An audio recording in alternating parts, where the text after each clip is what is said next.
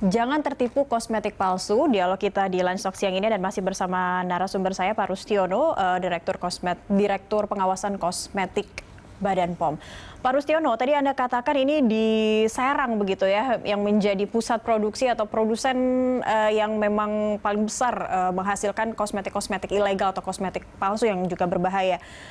Ini sudah diketahui kalau BPOM dan juga penyidik Polri begitu, dari mana sebenarnya mereka bisa mendapatkan bahan-bahan? Karena pastinya hulunya dulu nih, sumber bahannya dulu yang seharusnya dimatikan atau dihilangkan agar para produsen tidak memiliki akses untuk terus-menerus memproduksi produk palsu atau produk berbahaya. Ya, baik. Jadi importasi ini terutama ya, yang resmi importasi. Tapi mereka biasanya importasinya dikamuflase ya. Dikamuflase artinya dia tidak menyebutkan bahwa itu bahan baku kosmetik. Mungkin bahan baku apa, saya tidak tahu ya. Kalau yang resmi. Kemudian yang kedua ini adalah karena Indonesia ini negara dengan panjang pantai terpanjang di dunia begitu ya. Jadi memang sulit sekali mengawasi penyelundupan bahan baku kosmetik. Kami tahun 2018 menemukan berton-ton bahan baku kosmetik mengandung merkuri ya. Balai Besar POM di Jakarta ini menemukan ya. Jadi inilah yang menjadi kendala. Jadi kalau ya memang kami akui ya ini kesulitan ya. Kita kesulitan membendung ini masuknya kosmetik-kosmetik ilegal ya, baik melalui importasi resmi ya dengan mereka mengelabui itu ya, membohongi data-data yang produk yang masuk, kemudian bisa juga mereka menyelundupkan ya, menyelundupkan ini sulit untuk diawasi. Saya kira itu, Bu. Oke, artinya ini kebanyakan bahan-bahannya ini kalau kata Bapak katakan importasi, import begitu, dipesan memang oleh para produsen dan jalur masuknya bisa dari mana saja. BPOM sendiri atau balai-balai BPOM yang daerah sendiri sejauh ini sudah apa saja yang dilakukan untuk menghentikan proses masuknya bahan-bahan itu? Ya, jadi kami ada skim namanya SKI, Surat Keterangan Impor. Jadi sebetulnya tanpa SKI dari Badan POM itu kosmetik ya tidak boleh, kosmetik dan bahan baku kosmetik tidak boleh masuk ke Indonesia gitu. Tapi permasalahannya data-datanya itu ya, jadi mungkin ya saya tidak tahu ya, kemungkinan datanya itu bukan kosmetik ya atau bahan kimia apa begitu ya. Tapi sebetulnya sampai di dalam begitu ya Pak ya untuk masuk ya Pak ya. Ya jadi itu, jadi memang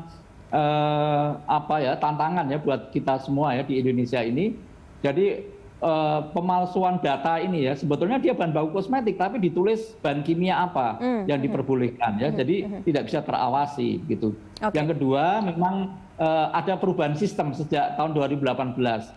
Perubahan sistem importasi itu dari border menjadi post border. Artinya apa? Artinya persyaratan SKI ya itu boleh dipenuhi setelah barang sampai di Indonesia ya begitu. Tetapi ini banyak yang menjadi salah duga ya.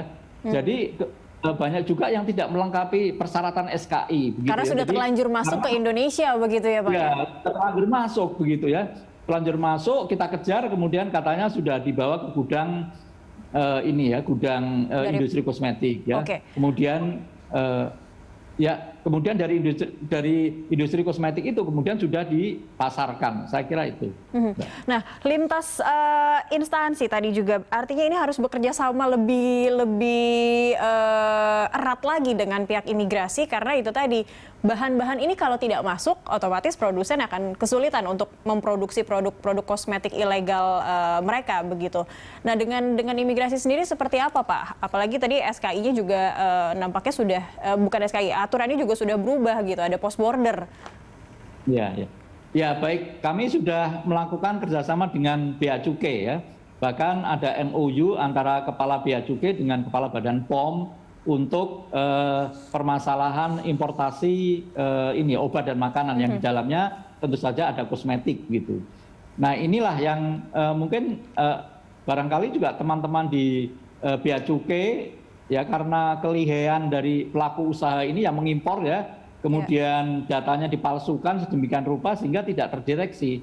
Jadi pelayanan importasi itu kan harus cepat, gitu ya. Jadi kalau dari datanya tidak terdeteksi, akhirnya lolos dia ya, lolos dan itu ada di pasar kita ya, di dalam negeri kita. Oke, baik.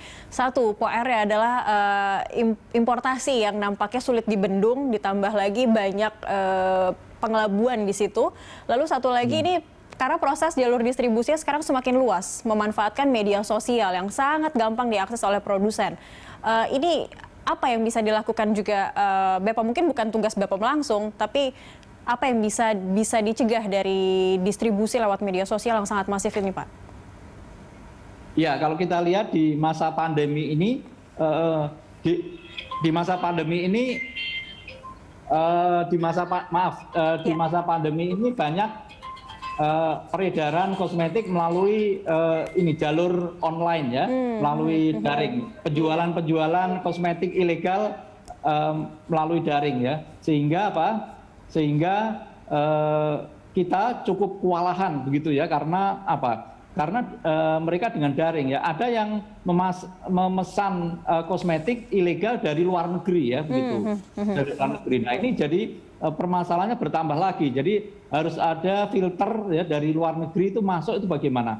Kalau filternya terlalu ketat ya, begitu berarti barang masuk itu juga nanti terganggu ya, perekonomian kita terganggu. Jadi memang ini kelihatannya tantangan ya buat bangsa Indonesia, bagaimana kosmetik ilegal dari luar itu tidak mudah masuk ke Indonesia ya, harus ada filter khusus ya, filter khusus supaya supaya ini ya, masyarakat Indonesia terlindungi ya,